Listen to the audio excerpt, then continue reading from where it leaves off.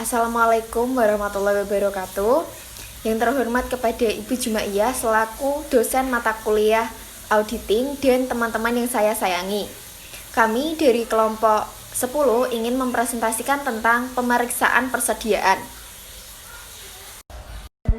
Anggota kelompok kami terdiri dari 3 orang, yaitu Mbak Fitra Zuliati, yang kedua Mbak Gina Ayu Amelia, dan yang ketiga saya sendiri, Rehan Aditirani. Materi dari pembahasan kelompok kami adalah yang pertama pengertian persediaan, yang kedua tujuan pemeriksaan persediaan, dan yang ketiga prosedur pemeriksaan atas persediaan. Pengertian persediaan menurut standar akuntansi keuangan. Persediaan adalah aset. Yang pertama, tersedia untuk dijual dalam kegiatan usaha biasa. Yang kedua, dalam proses produksi untuk penjualan tersebut. Yang ketiga, dalam bentuk bahan atau perlengkapan untuk digunakan dalam proses atau pemberian jasa. Nilai realisasi neto adalah estimasi harga jual dalam kegiatan usaha biasa dikurangi estimasi biaya. Penyelesaian dan estimasi biaya yang diperlukan untuk membuat penjualan. Nilai wajar adalah harga yang akan diterima untuk menjual suatu aset atau harga yang akan dibayar untuk mengalihkan suatu liabilitas dalam transaksi teratur antara pelaku pasar pada tanggal pengukuran. Persediaan diukur yang lebih rendah antara biaya perolehan dan nilai realisasi neto. Biaya persediaan terdiri dari seluruh biaya perolehan, biaya konversi, dan biaya lain yang timbul sampai persediaan berada dalam kondisi dan lokasi saat ini. Sifat-sifat persediaan. Yang pertama, merupakan aset lancar, karena masa perputarannya kurang atau sama dengan 1 tahun. Yang kedua, merupakan jumlah yang besar, terutama dalam perusahaan dagang dan industri.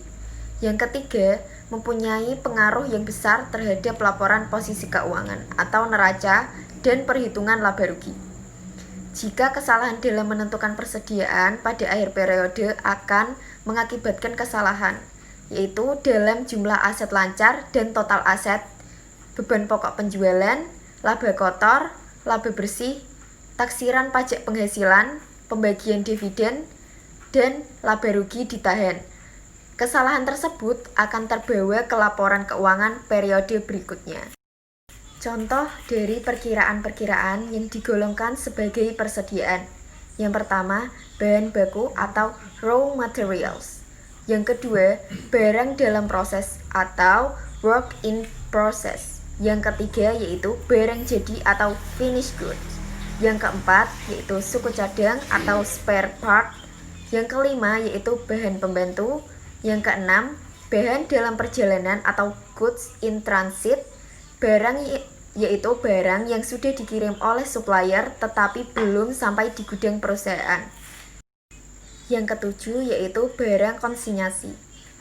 Terdiri dari 2, yang pertama consignment out atau barang yang dititip jual pada perusahaan lain, dan yang kedua yaitu consignment in atau barang perusahaan lain yang dititip jual di perusahaan.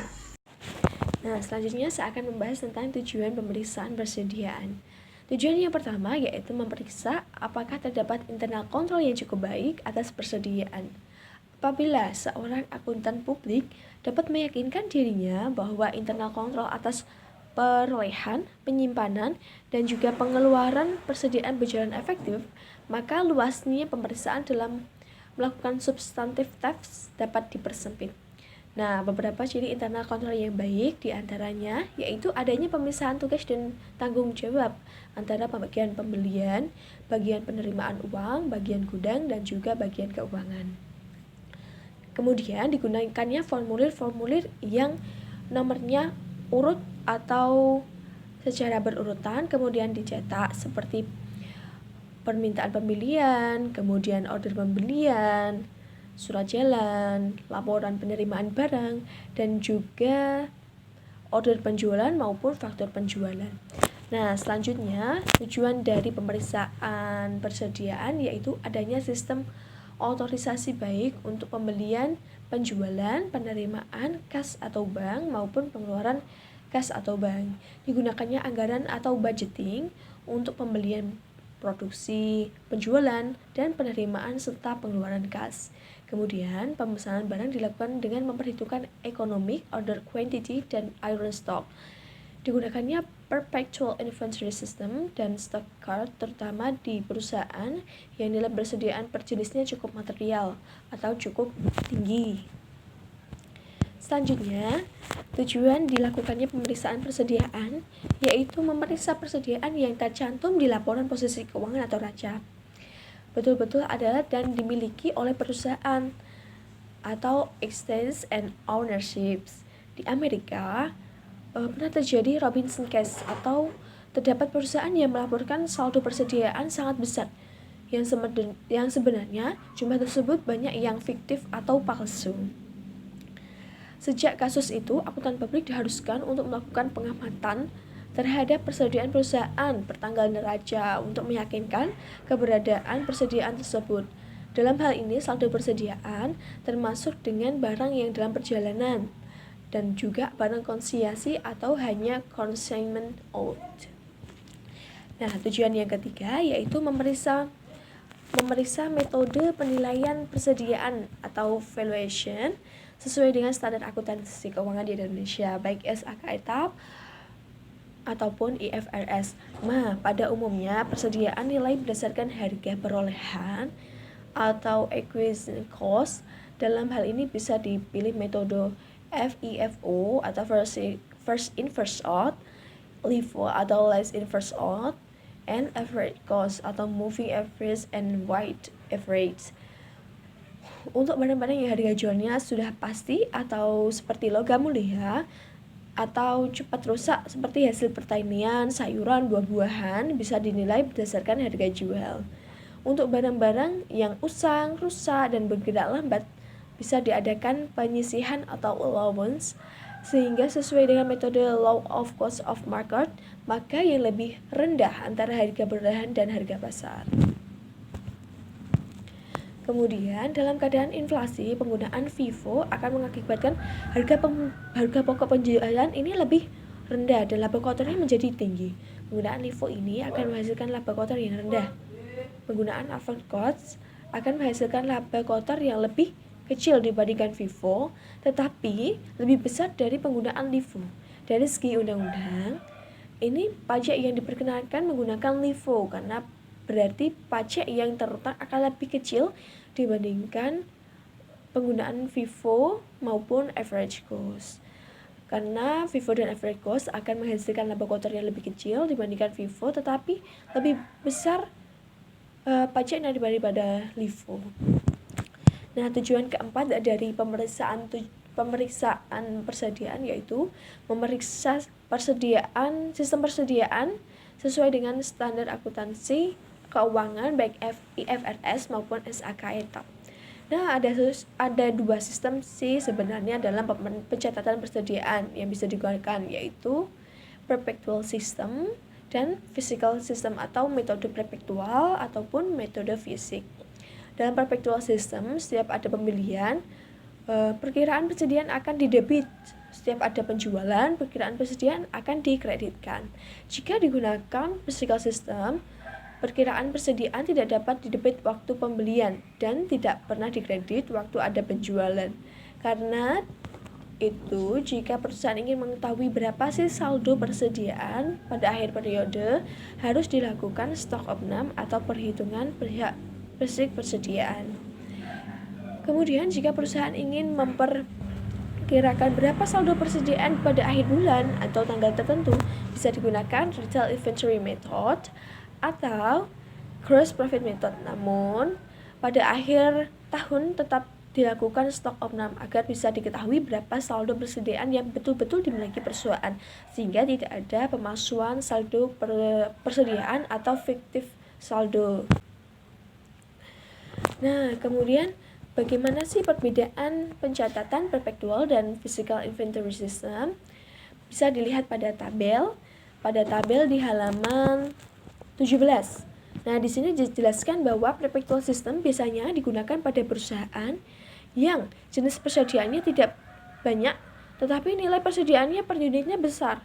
Misalnya dealer mobil kan persediaannya sedikit tapi nilainya tuh besar karena satu mobil harganya ratusan juta. Dan toko emas, physical system biasanya digunakan pada perusahaan yang jenis persediaannya banyak tapi nilainya persediaannya per unit kecil, misalnya toko bahan bangunan.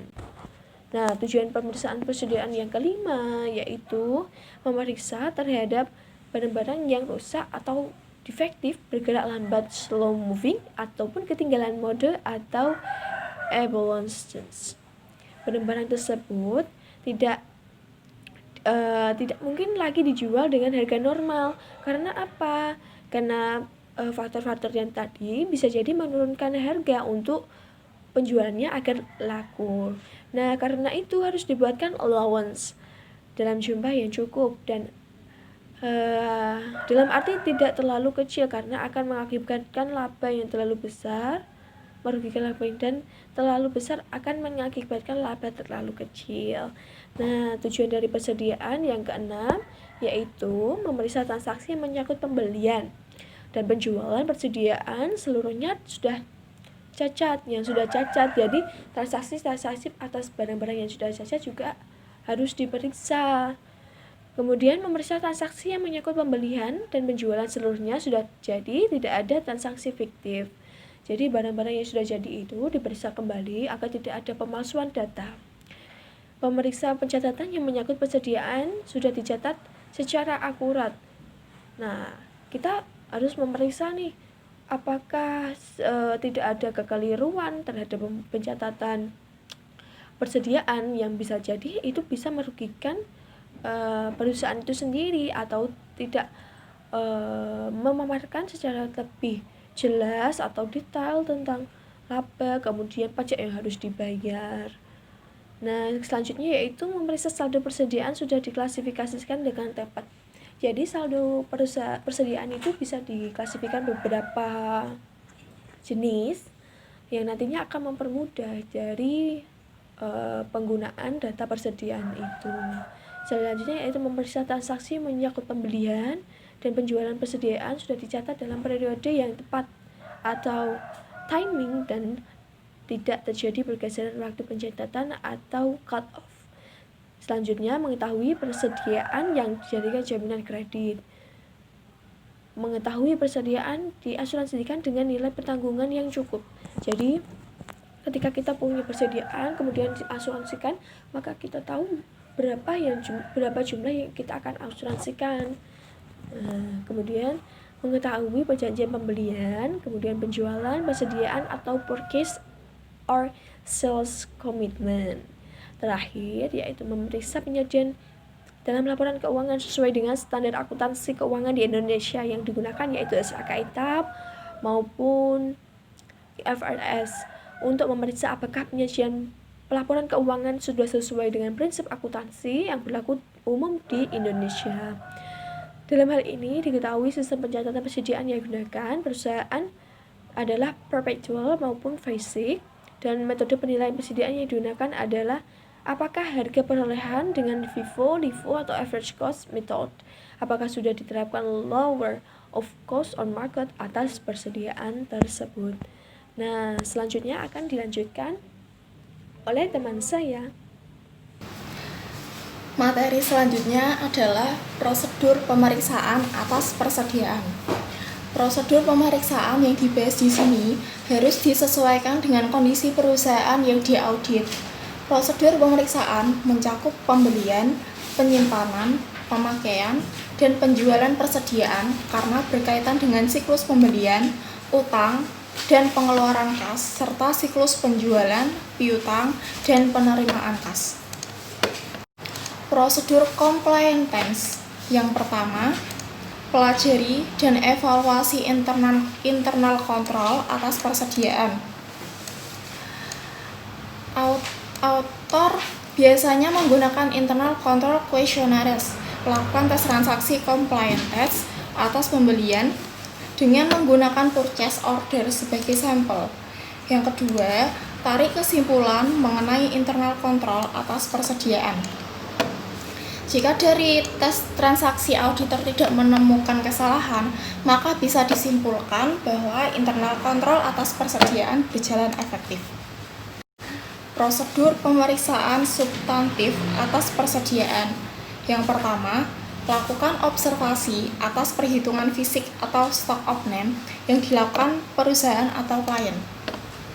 Yang kedua, minta final inventory list atau inventory complaint. Lakukan prosedur pemeriksaan. Yang ketiga, kirimkan konfirmasi untuk persediaan consignment of. Yang keempat, periksa unit price dan bahan baku, barang dalam proses, barang jadi, dan bahan pembantu. Yang kelima, rekonsiliasi jika stock of name yang dilakukan beberapa waktu sebelum atau sesudah tanggal laporan posisi keuangan atau neraca. Yang keenam, periksa cukup tidaknya barang-barang yang bergerak lambat, barang-barang yang rusak, barang-barang yang ketinggalan mode. Yang ketujuh,